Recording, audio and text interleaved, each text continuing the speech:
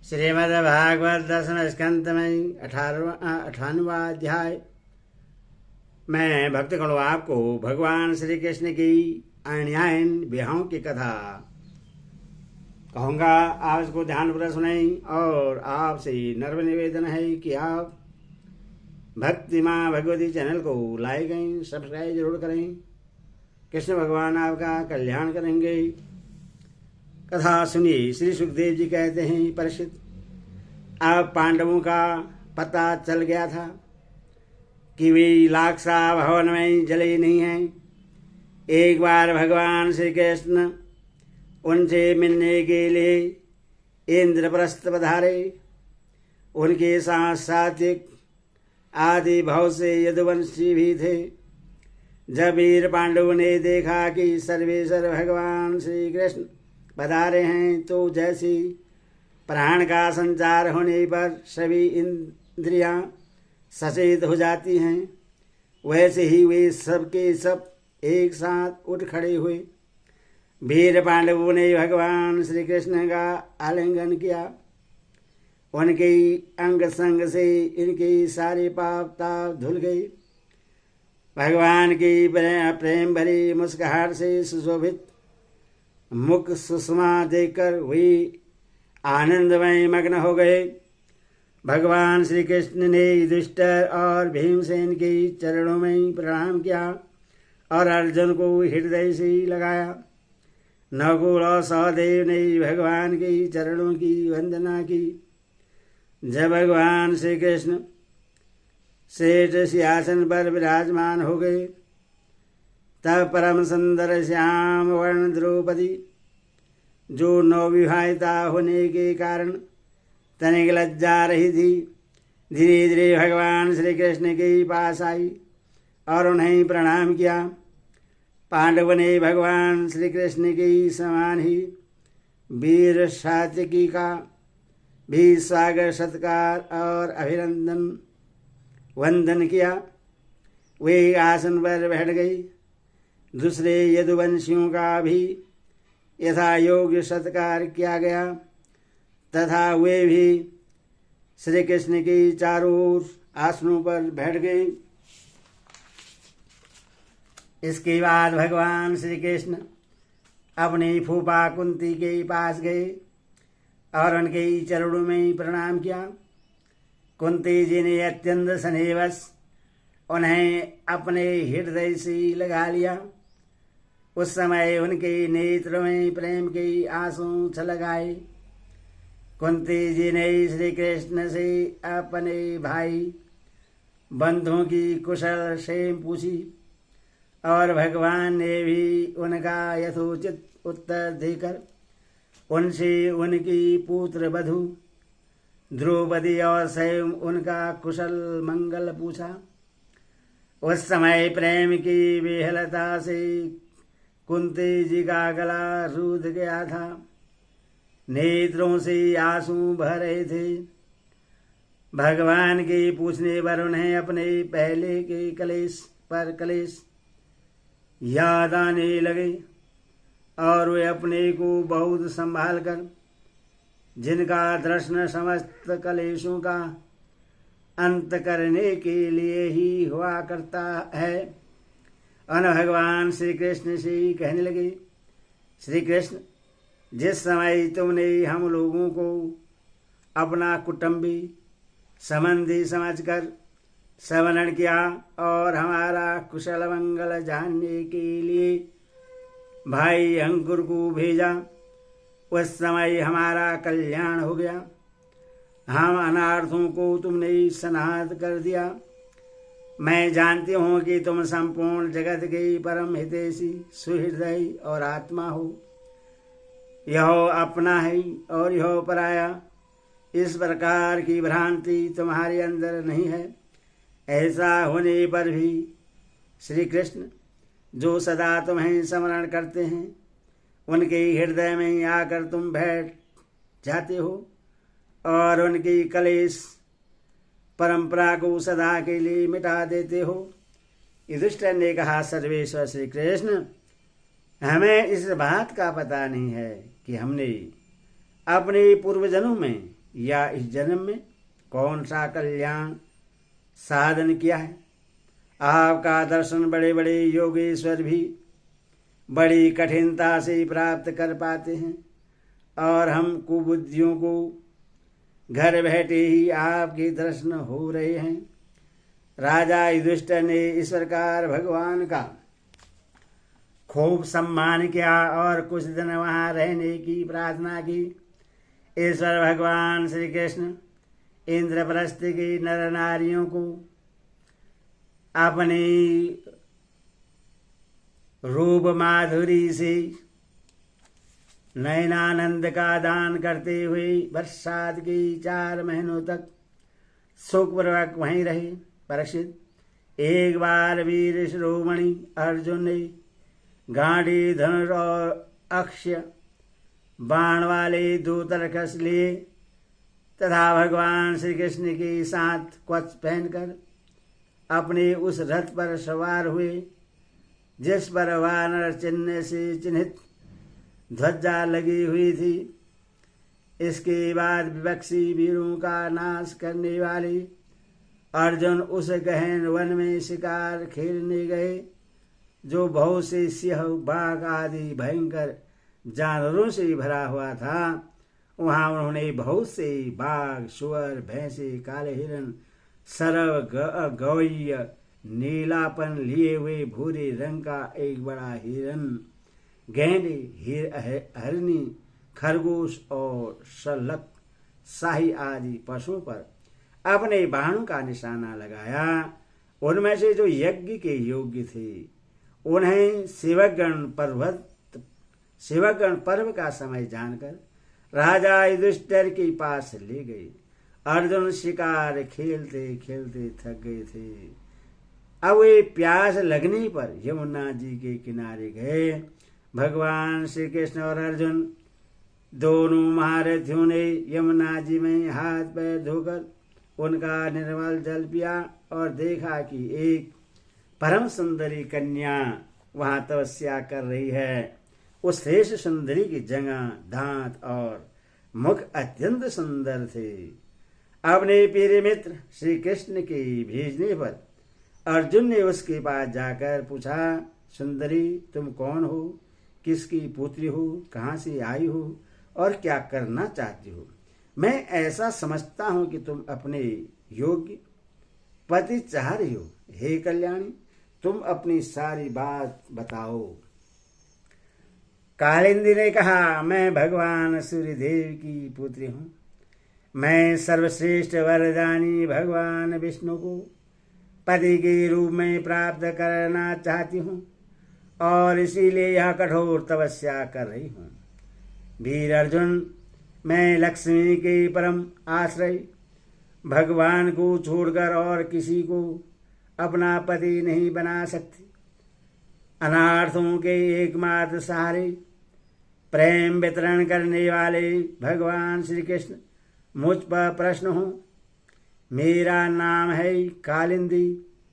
यमुना जल में मेरे पिता सूर्य ने मेरे लिए एक भवन भी बनवा दिया है, उसी में मैं रहती हूँ।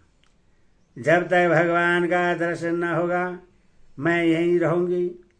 अर्जुन ने जाकर भगवान श्री कृष्ण से सारी बातें कही। वे तो पहले से ही यह सब कुछ जानते थे। अब उन्होंने कालिंदी को अपने रथ पर बैठा लिया और धर्मराज युधिष्ठिर के पास ले आए।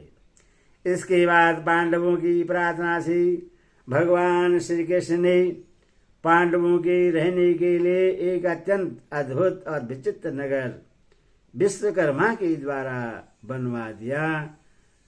भगवान इस प्रकार पांडवों को आनंद देने और उनका हित करने के लिए वहां बहुत दिनों तक रहे। इसी बीच अग्निदेव को खांडव वन दिलाने के लिए वे अर्जुन की सारथी भी बने। खांडव वन का भोजन मिल जाने से अग्निदेव बहुत प्रसन्न हुए। उन्होंने अर्जुन को गाड़ी धनुष, 4 सफेद घोड़े, एक रथ, 2 अटूट बाणों वाले तरकस और एक ऐसा कवच दिया जिससे कोई अस्त्र शस्त्रधारी भेद न सके। खांडव दाह के समय अर्जुन ने मैदानव को जलने से बचा लिया था, इसीलिए उसने अर्जुन से मित्रता करके उनके लिए एक परम अद्भुत सभा बना दी। उसी सभा में दुर्योधन को जल में स्थल और स्थल में जल का भ्रम हो गया था।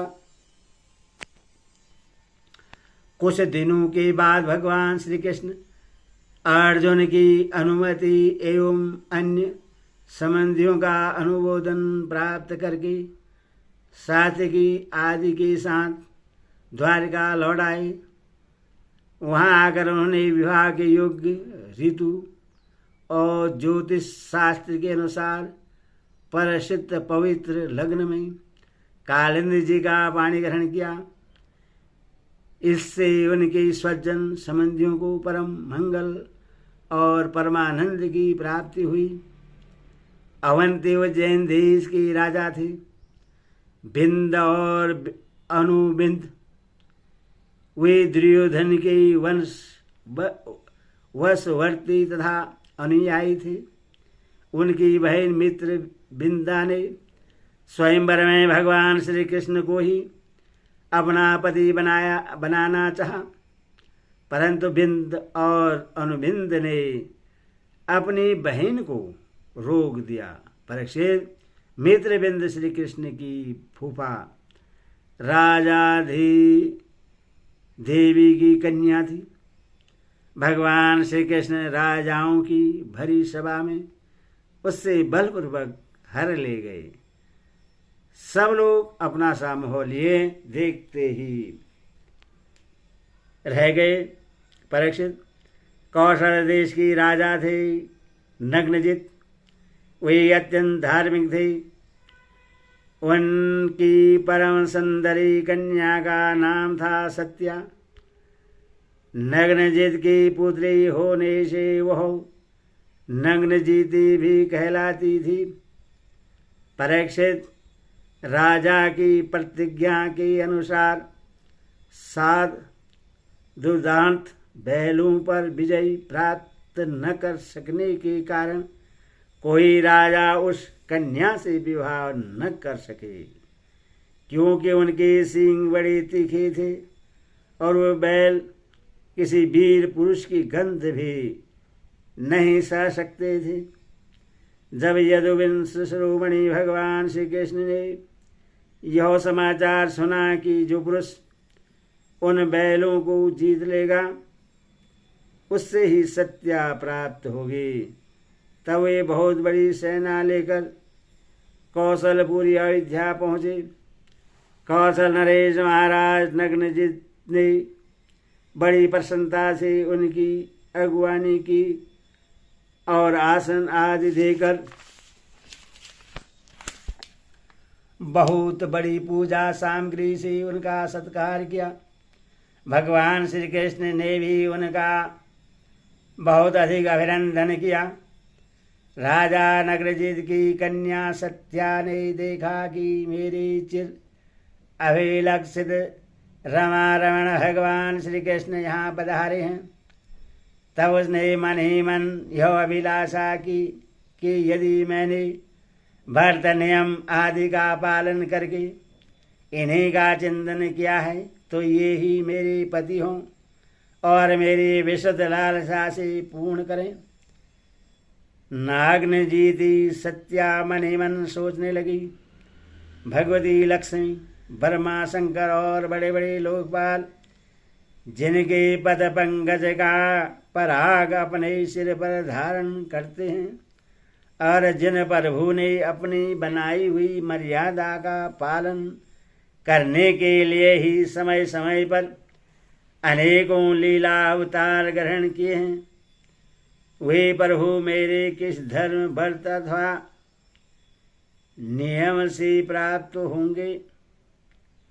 वे तो केवल अपनी कृपा से ही प्रसन्न हो सकते हैं।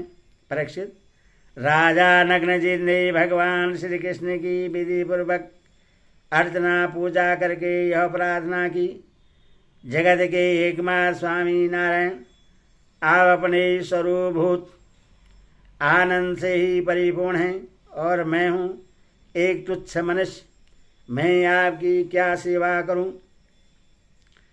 श्री सुखदेव जी कहते हैं, परीक्षित, राजा नग्नजित का दिया हुआ आसन पूजा आदि स्वीकार करके भगवान श्री कृष्ण बहुत संतुष्ट हुए।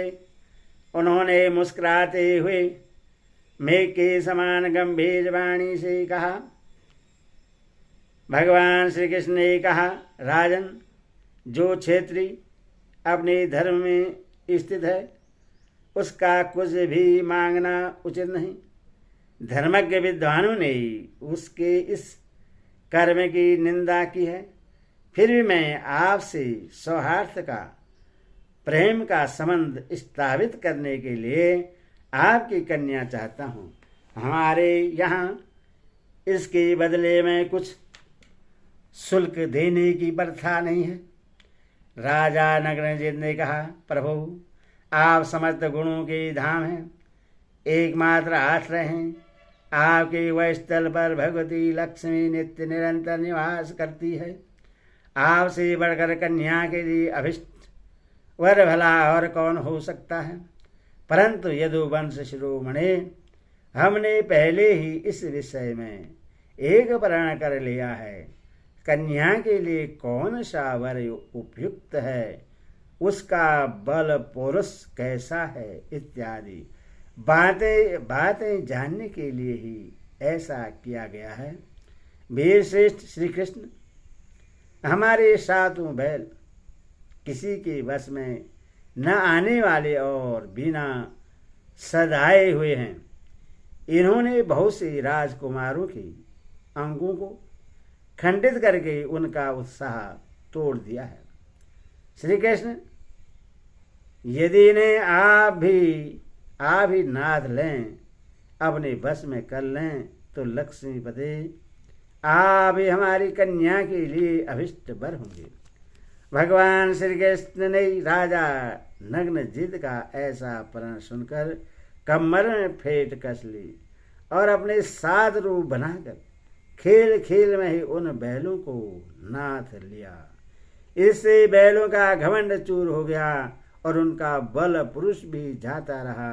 अब भगवान श्री कृष्ण उन्हें रस्सी से बांधकर इस प्रकार खींचने लगे जैसे खेलते समय नन्हा सा बालक काठ के बैलों को घसीटता है।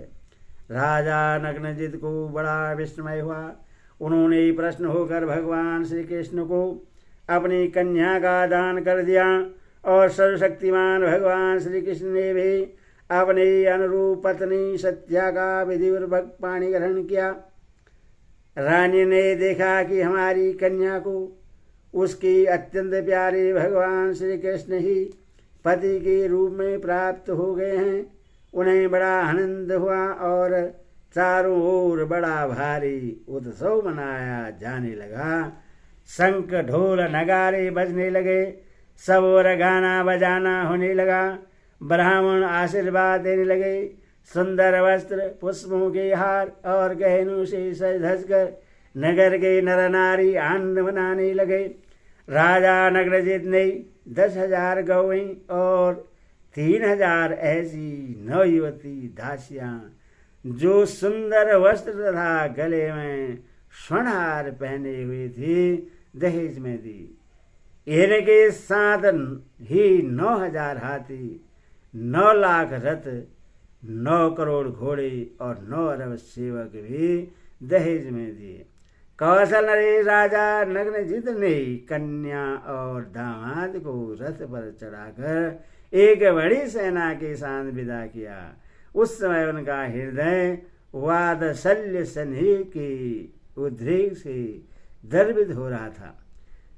परीक्षित यदुवंशियों ने और राजा नग्नजित के बैलों ने पहले बहुत से राजाओं का बल पुरुष धूल में मिला दिया था। जब उन राजाओं ने यह समाचार सुना तब उनसे भगवान श्री कृष्ण की यह विजय सहन न हुई। उन लोगों ने नाग ने जीती सत्या को लेकर जाते समय मार्ग में भगवान श्री कृष्ण को घेर लिया और वे बड़े वेग से उन पर वाणों की वर्षा करने लगे। उस समय पांडवीर अर्जुन ने अपने मित्र भगवान श्री कृष्ण का पीर करने के लिए खांडीव धनुष धारण करके जैसे सिंह छोटे मोटे पशु को खदेड़ दे वैसे ही उन नरपतियों को मार पीट कर भगा दिया। तदंतर यदो वंश शिरोमणि देवकी नंदन भगवान श्री कृष्ण उस दहेज और सत्या के साथ द्वारिका में आए और वहां रहकर ग्रह स्तोचित विहार करने लगे। परीक्षित, भगवान श्री कृष्ण की फुआ श्रुति कीर्ति के कई देश में ब्याही गई थी। उनकी कन्या का नाम था भद्रा।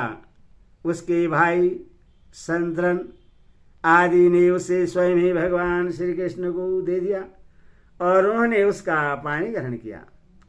मध्य प्रदेश की राजा की एक कन्या थी लक्ष्मणा। वह अत्यंत सुलक्षणा थी। जैसे गरुड़ ने स्वर्ग से अमृत का हरण किया था वैसे भगवान श्री कृष्ण ने स्वयंवर में अकेले ही उससे हर लिया। परीक्षित, इस प्रकार भगवान श्री कृष्ण की और भी सहस्त्रों स्त्रियां थी। उन परम सुंदरियों को वे भौमासुर को मारकर उसके बंदी गृह से छोड़ा लाए थे। हरि ओम तत्सत, हरि ओम तत्सत, हरि ओम तत्सत।